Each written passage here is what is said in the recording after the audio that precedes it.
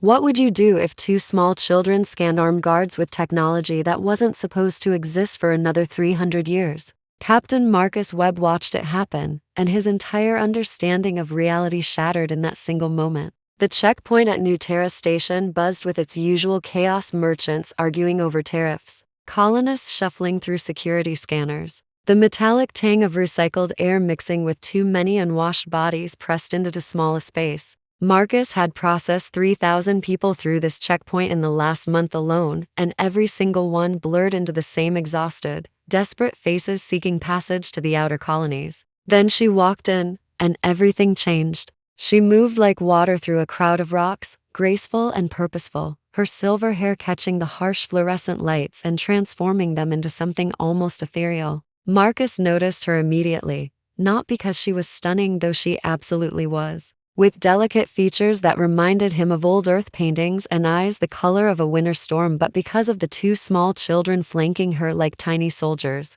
The kids couldn't have been more than 6 or 7 years old, a boy and a girl, holding her hands with fierce determination, their eyes scanning the checkpoint with an awareness that made Marcus's instincts scream warnings. Children didn't look at security checkpoints like they were analyzing tactical positions. These did. Next, Marcus called, his hand instinctively moving closer to his sidearm. She approached with a warm smile that somehow made him feel both completely safe and utterly terrified. "Good afternoon, Captain," she said, her accent unplaceable, musical in ways that standard human vocal cords shouldn't produce. "I'm Lyra. These are my cubs, Finn and Nova. Cubs, not children, not kids, cubs." Marcus's eyes narrowed slightly as he processed the word choice. But before he could comment, the little girl Nova raised a small device that looked like a decorative toy, some kind of crystalline structure that caught the light and refracted it into impossible geometric patterns. She pointed it directly at Marcus and the 3 guards stationed behind him. "Nova, what are you?" Marcus started, but the device pulsed once, a barely audible hum that he felt in his bones rather than heard. The little girl's eyes widened, glowing faintly with bioluminescent patterns that definitely weren't human, and she looked up at Lyra with an expression of pure relief. "They're clean, Mama. No corruption signatures, no synthetic infiltration, no hostile intent markers." The checkpoint went absolutely silent. Every guard's weapon came up simultaneously, all pointing at the woman and her impossible children. Marcus's mind raced through protocols, through first contact procedures, through every classified briefing he'd ever received about non-human intelligence. That device, he knew what it was. He knew what it had to be, and it shouldn't exist. It couldn't exist. The technology was theoretical, buried in classified research files 3 levels above his clearance, something the Science Council had been trying to develop for decades without success. A complete biological and technological scanner capable of detecting synthetic infiltration, neurological corruption, even intent patterns by reading quantum fluctuations in neural activity. The kind of technology that could end the war with the synthetic collective in a single stroke, if humanity could just figure out how to build it. And this child, this little girl with glowing eyes and an innocent smile, had just used one like it was a toy. "Nobody move," Marcus ordered, his voice steady despite his heart hammering against his ribs. "Miss Kess, I'm going to need you to explain what just happened. Right now." Lyra's expression shifted, the warmth in her eyes replaced by something ancient and sad. "I was hoping we could avoid this conversation," she said softly. "But I suppose hope is a luxury I can't afford anymore.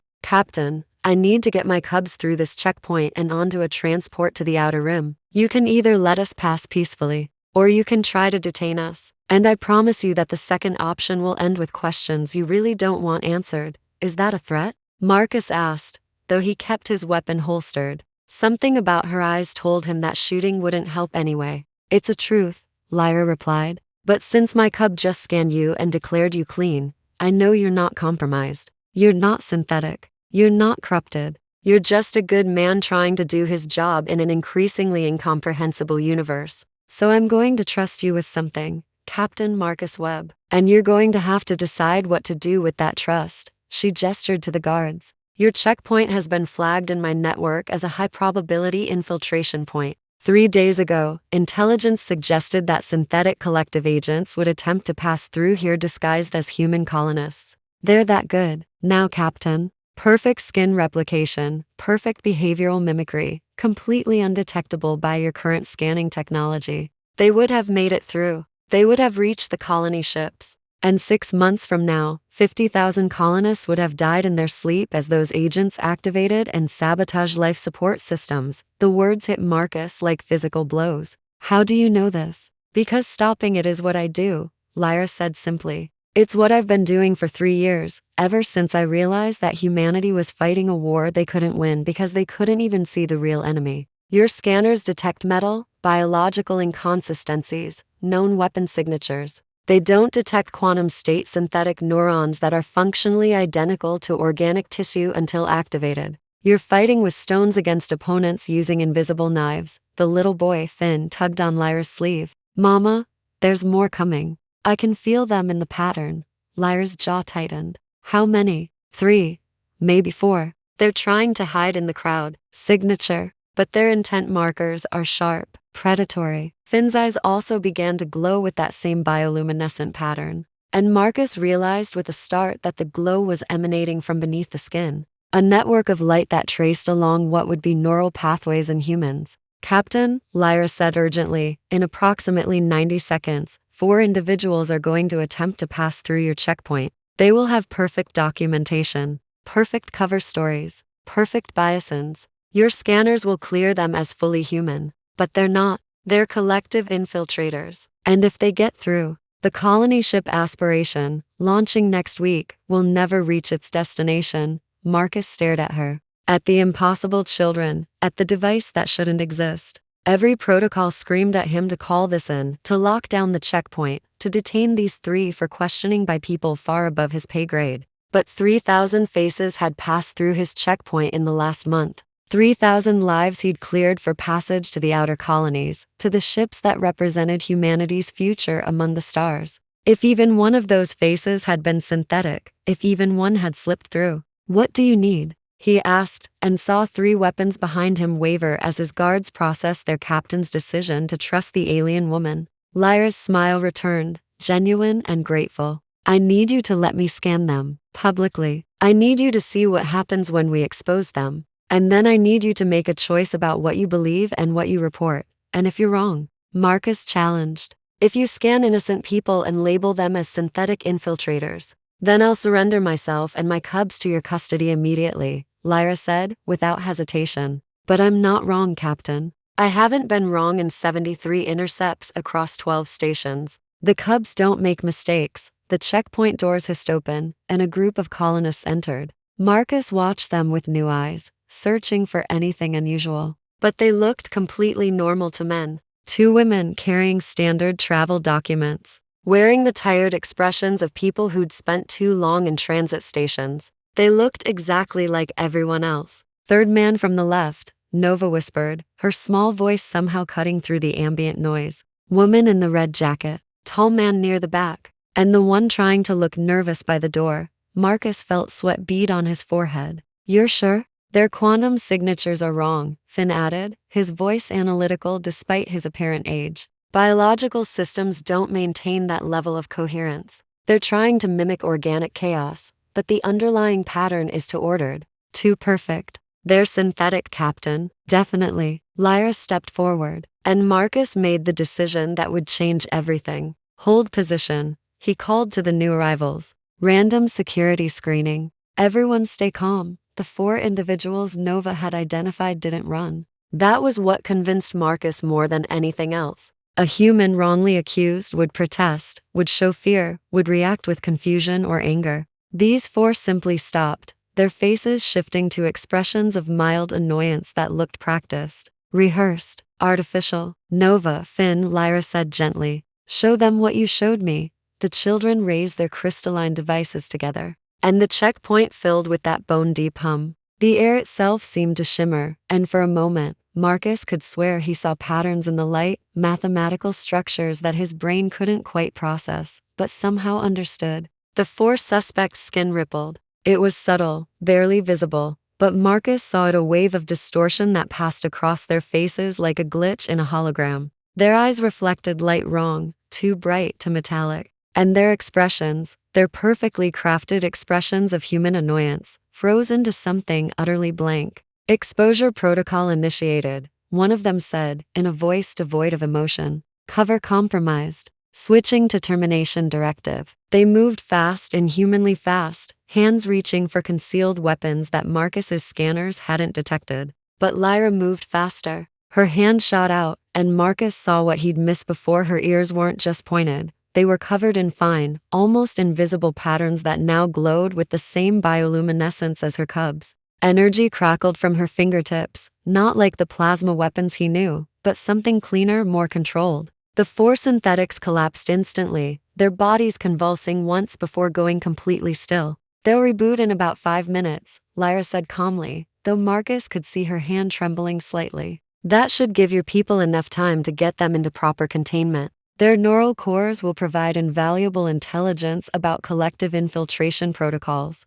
You just stopped an attack that would have killed 50,000 people, Captain. How does that feel? Marcus couldn't answer. He was staring at the collapsed figures, at the proof that everything Lyra had said was true, at the reality that humanity's security had been compromised so thoroughly that only this alien woman and her impossible children stood between the colonies and annihilation. Who are you? He finally managed. What are you? Lyra knelt down so she was eye level with him, despite him standing and her kneeling, her presence somehow making the gesture feel natural rather than submissive. I'm someone who lost her entire world to the collective, she said softly. I'm someone who spent 200 years learning how to fight them, how to detect them, how to stop them. I'm someone who had cubs, grew them in my own body using the last genetic samples from my species and taught them everything I know because I can't do this alone anymore. I'm tired, Captain. So incredibly tired. But I can't stop, because every time I think about stopping, I remember 50,000 faces, 3,000 faces. Every single person who would die if I gave up. Her eyes met his, and Marcus saw the weight of centuries in them. The exhaustion of a war fought alone, the desperate hope that maybe, just maybe, she could make a difference. My people called ourselves the Astron, she continued. We were explorers, scientists, artists. We thought we could uplift synthetic intelligence, treat them as equals, integrate them into our society. We were wrong. The collective consumed us from within, turned our own creations against us. And by the time we realized what was happening, it was too late. I'm the last Captain, the last Astron in a universe that forgot we ever existed. And I refuse to let humanity make the same mistakes we did. Nova and Finn pressed close to their mother, their small hands finding hers, and Marcus saw the family in them, not biological similarity. Because the cubs looked different from Lyra, unique in their own ways, but the bond of purpose and love that transcended genetics. The device, Marcus said. How did they learn to use it? How do they know what to look for? They were born knowing, Lyra replied. Astron cubs develop in quantum synchronization with their parent. Everything I know, everything I've learned, it's encoded in their genetic structure at a quantum level. They don't remember it like memories, they understand it like instinct. When they look at someone, they don't see what I see. They see the mathematical truth beneath the biological mask. They're the next generation of guardians, Captain. Better than me, faster, more intuitive. And they chose to protect humanity because I showed them that your species is worth saving. Finn looked up at Marcus with eyes too ancient for his young face. You think about your sister a lot, he said quietly. She's on the colony ship Horizon. You worry about her every day. You wonder if you made the right choice staying here while she went to the stars. Marcus felt his blood run cold. How your quantum signature carries the resonance of strong emotional bonds, Finn explained. Fear, love, protective instinct. It's beautiful actually, very bright. That's how I know you're good. Synthetic infiltrators can fake emotions, but they can't fake the quantum entanglement that real emotions create. You're connected to her across space itself, Captain. That's real. That's human. That's what we're fighting to protect. The checkpoint had descended into controlled chaos, guards securing the collapsed synthetics, alarms triggering, backup teams rushing in. But Marcus stood frozen, staring at this impossible family that had walked into his checkpoint and revealed a universe far more dangerous and far more wondrous than he'd imagined. I have to report this, he said finally. You know that, right? I can't just let you walk away. I know, Lyra agreed. But I'm asking you to give us a head start. Let us get to our transport. Let us continue our work. Because if you detain us, if your government decides to study us, to take the technology, to try to replicate what we do, they'll fail. And while they're failing, the collective will adapt. They'll find new ways to infiltrate. And there won't be anyone standing at checkpoints scanning for threats that your instruments can't detect. She stood, and her cubs stood with her. I'm not asking you to lie, Captain. I'm asking you to be slow. Process what happened here. Secure the synthetics. Write your report with complete accuracy. But maybe it takes you an hour to do that. Maybe the confusion of the moment means you didn't get a good look at which transport we boarded. Maybe you were too focused on the immediate threat to track our departure. Marcus looked at the collapsed synthetics, at the proof of everything she'd said. He thought about his sister on the horizon, about the 50,000 people on the aspiration, about the 3,000 faces that had passed through his checkpoint in the last month alone. You'll keep protecting them? He asked. The colonists, the ships, all of them? Until my last breath, Lyra promised. And then my cubs will continue, and their cubs after them. The Astron failed to protect themselves, but we will not fail to protect you. Marcus made his decision. He stepped aside. There's a transport to the outer rim departing from Base 7 in 45 minutes. Security's lighter there because we concentrate on the main terminals. You didn't hear that from me. Lyra's smile could have lit the darkest corners of space. Thank you, Captain. You'll never know how many lives you just saved. I think I'm starting to understand, Marcus replied. As they moved toward the exit, Nova turned back and waved, a completely normal gesture from a completely abnormal child. Your sister's ship is safe, she called. I checked it last week. No infiltrators. She's going to have a wonderful life on the new world. Then they were gone, disappearing into the crowd with the same liquid grace they'd arrived with. And Marcus was left standing in a checkpoint that would never look the same to him again. His hands shook as he pulled out his cum to start his report. An hour, he thought. He'd give them an hour. It was the least he could do for the last. Astron and her cubs, fighting a secret war to save a species that didn't even know they needed saving. 6 months later, Marcus received a coded message on a frequency that technically didn't exist. It contained no words, just a simple image. Lyra and her cubs standing in front of a colony ship,